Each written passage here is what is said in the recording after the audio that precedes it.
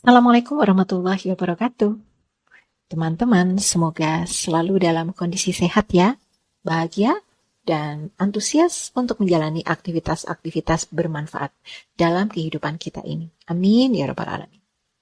Apapun yang kita lakukan tentu nilainya seperti investasi. Jika baik, maka akan kembali baik bagi kita. Jika sebaliknya pun akan demikian adanya. Kita ketemu lagi melalui sesi motivasi diri. Kali ini temanya adalah karakter manusia. Yuk, perbaiki karakter kita. Ya, ajakan ini khususnya untuk diri saya sendiri loh, ya. Juga berlaku untuk teman-teman semua jika berkenan. Apakah karakter kita bisa diperbaiki? Loh, apa manfaatnya memperbaiki karakter? Bagaimana caranya? Pasti banyak pertanyaan yang muncul di benak kita semua jika kita membahas tentang karakter. Istilah ini memang umum, hanya sulit untuk digambarkan. Karena karakter begitu abstrak dan sangat dalam. Ya, begini saja teman-teman, kita buat pembahasan ini lebih membumi. Anda mengenal orang yang sangat bertanggung jawab?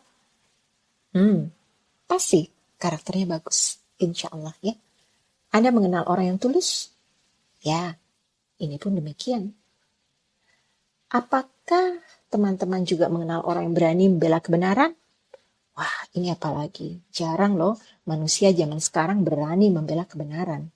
Saya suka akhir-akhir ini nonton podcast-podcast atau ulasan-ulasan yang ya ada bau-bau politiknya. Karena di situ kita akan bisa melihat siapa mereka-mereka yang membutuhkan lapak dalam hidupnya ini sehingga mereka mau melakukan apapun, tetapi ada juga loh masih banyak manusia-manusia Indonesia yang benar-benar menunjukkan dirinya, apapun resikonya, dia akan berjuang membela kebenaran. Wah, pokoknya salut untuk mereka ya.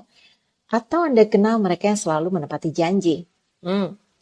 Ini boleh kita kasih 2 jempol, nggak 1 aja tapi 2 ya. Nah, berikutnya kita lihat yang sebaliknya. Apakah Anda kenal orang yang tidak bertanggung jawab? Nah itu, dia perlu dipertanyakan bagaimana kualitas karakter mereka. Atau suka berjanji tapi nggak ditepati. Tampaknya tanda-tanda ya.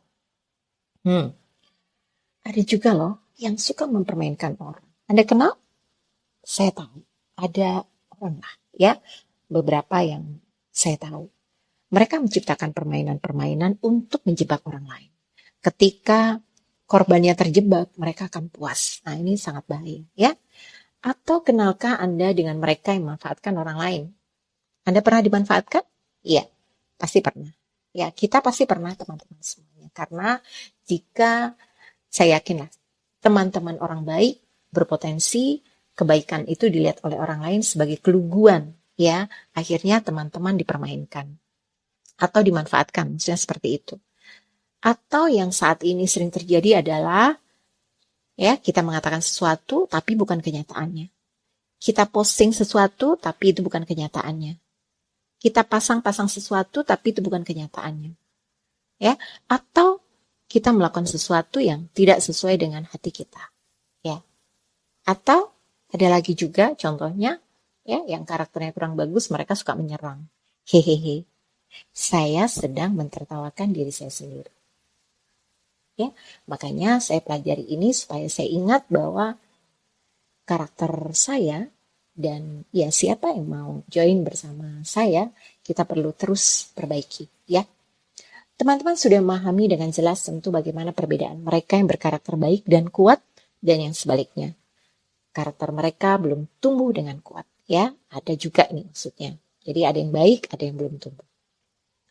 Karakter merupakan akar atau pondasi dari perilaku manusia.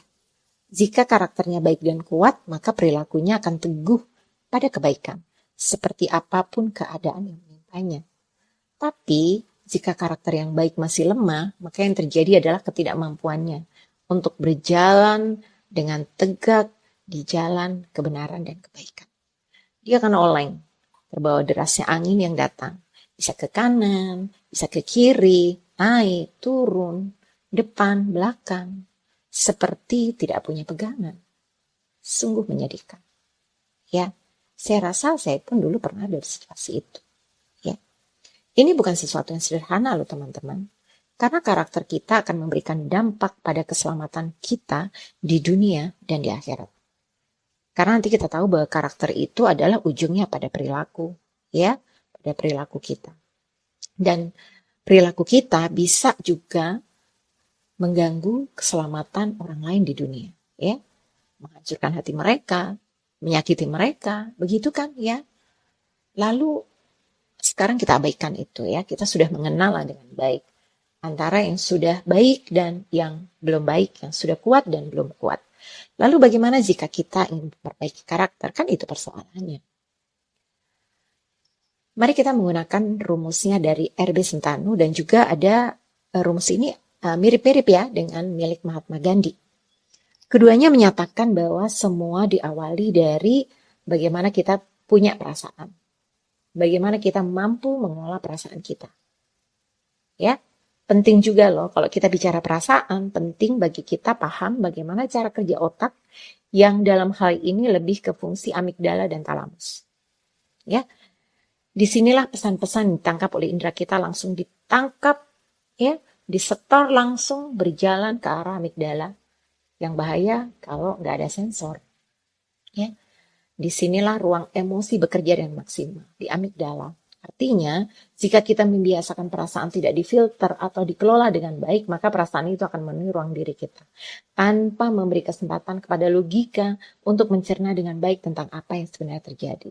Saya bisa merasakannya teman-teman, karena saya sering-sering juga seperti itu. Saya terus perlu memperbaiki diri. Nah, untuk hal-hal tertentu. Ya, untuk hal tertentu. Karena kita setiap manusia punya kepekaan sendiri-sendiri. Punya area-area sensitivitas tersendiri, ya. Pasti Anda punya, ya, dan saya juga punya. Disitulah masih tantangan bagi saya untuk mengelola dengan lebih baik lagi. Dan yang kedua, setelah kita bicara perasaan, teman-teman semuanya, kita harus tahu bahwa perasaan itu akan menghasilkan pikiran. Perasaan yang baik akan menghasilkan pikiran-pikiran yang baik, sebaliknya perasaan yang negatif pun akan menghasilkan pikiran-pikiran yang negatif. Ya, teman-teman pastilah paham ya bagaimana kondisi kita jika kita punya pikiran negatif terhadap sesuatu. Apa rasanya? Gak nyaman ya? Gak nyaman. Tetapi tipsnya adalah kalau kita ingin pikiran kita lebih bisa kita kelola dengan baik, ya temannya pasti buku-buku ya. Dan pelajaran-pelajaran yang berharga. Nah, dari situlah kita bisa dapatkan ya bantuan untuk bisa menyaring lagi di sini. Kalau perasaan sudah kita cerna dalam pikiran, supaya bagaimana pikiran itu tidak negatif sesuai dengan konteks pembicaraan kita. Seandainya emosi kita yang negatif, pastikan pikiran kita juga negatif, maka kita filter dengan pelajaran-pelajaran yang pernah kita dapatkan. Disinilah kita bantu untuk menyaring dengan baik ya. Bacaan dan pelajaran-pelajaran baik akan mengarahkan pikiran kita pada pandangan-pandangan yang baik ya. Gitu kan ya. Salah satu cara kita dengan efektif gitu seperti itu. Ya, walaupun ada kabar kurang baik sih teman-teman semuanya, ada sebuah pesan dari Daniel Goleman mengatakan bahwa kecerdasan nggak berarti juga jika emosi yang berkuasa. Ini bahaya banget deh. Dan itu benar sekali. Ngeri teman-teman.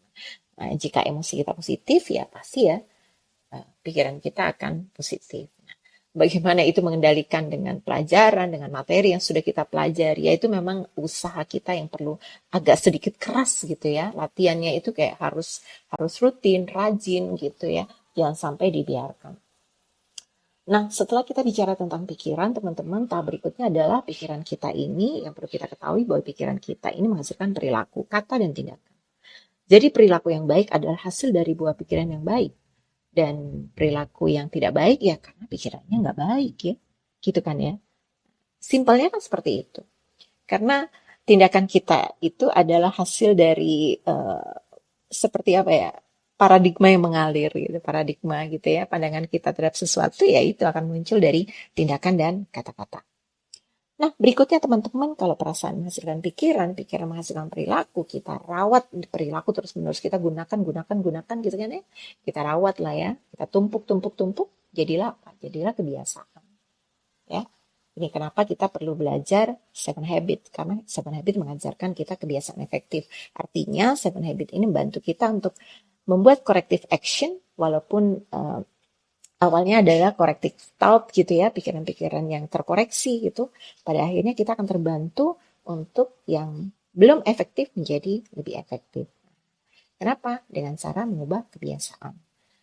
Dan kalau kebiasaan dilakukan terus-menerus dalam jangka waktu yang lama, maka inilah jadi karakter. Begitu teman-teman ya. Flow-nya seperti itu. Ya, semua pasti ini bukan sesuatu yang baru pasti bagi teman-teman semuanya. Tetapi setidaknya dengan mendengarkan podcast ini, mudah-mudahan teman-teman semua bisa untuk mengingat kembali tentang pelajaran-pelajaran lama yang pernah kita pelajari bersama, begitu ya. Artinya apa? Kalau ketemu kuncinya seperti ini, kalau kita ingin mengubah karakter, ya mulailah mengubah kebiasaan kita. Ya, kebiasaan. Mau bangun jam 4, biasanya bangun jam 7, ya dimulai dari langkah awal. Kita yuk bangun jam 4, caranya mungkin pasang alarm, minta orang tua membangunkan, setelah itu tidur tidak terlalu malam, ya, berdoa dulu meminta bantuan Tuhan untuk bangun dan seterusnya dan seterusnya. Itu cara-cara membangun kebiasaan yang baru, ya teman-teman semuanya. Kalau kita misalnya di masa lalu dan saat ini punya kebiasaan pergi, ya, jika kita ada masalah, kan artinya kita pergi dari masalah itu ya, membiarkan waktu untuk melakukan perbaikan-perbaikan, ya kita wajib mengubahnya. Karena apa? Karena kita tidak bisa serahkan total kepada waktu, kita harus punya ikhtiar. Kita berdoa, kita ada bantuan alam semesta, dan kita pun perlu menunjukkan ikhtiar dengan maksimal. Nah, selanjutnya kita ingin ubah kebiasaan itu dari biasanya kabur dari masalah. Mari kita hadir dengan sengaja menghadapi situasi dengan tegak dan berani untuk menyelesaikan masalah yang ada. Karena berani, ya berani itu adalah salah satu bentuk karakter teman-teman semuanya. Kalau orang nggak berani, berarti karakternya juga kurang bagus. Ya, berani tentu konteksnya adalah kebaikan ya dan kebenaran teman-teman. Jangan salah tangkap. Kalau kita merasa kita ini masih seorang pemarah, kualitas kita seperti itu, mari kita pelajari bagaimana kita mampu mengendalikan amarah tersebut ya. Dengan mungkin paham pemicunya, latihan teknik-tekniknya untuk bisa lebih sabar, banyak istighfar gitu ya. Minta bantuan orang yang kita percaya untuk mengingatkan. Ada buku-buku yang perlu kita baca, misalnya seperti itu. Banyak hal yang sebenarnya kita bisa lakukan teman-teman semuanya. Asalkan kita memang niat untuk benar-benar mengubah karakter kita. Ya teman-teman semuanya, kuncinya sekali lagi adalah yang dekat sekali untuk mengubah karakter adalah ubah kebiasaan. Walaupun ujung awalnya adalah kita bicara perasaan, kita bicara pikiran, lalu kita bicara perilaku, lalu jatuh ke kebiasaan dan karakter, ya paling dekat tentu ubah kebiasaan untuk kita bisa punya perubahan di karakter kita. Ya, teman-teman, hidup hanya sekali ya. Dunia nggak lama lagi, tidak tua, tidak muda. Untuk apa kita mempertahankan karakter kita yang mungkin bisa melukai hati banyak orang-orang yang kita sayangi. Ya, dan tentu karakter kita yang kurang baik akan sangat merugikan diri kita sendiri. Sangat rugi. Pertanggungjawabannya tentu terlalu terlalu besar lah untuk kita tanggung. Rasanya nggak worth it lah ya. Kalau seandainya kita di dunia ini, kita membiarkan karakter kita, ya apa adanya yang tampak belum jelas ya.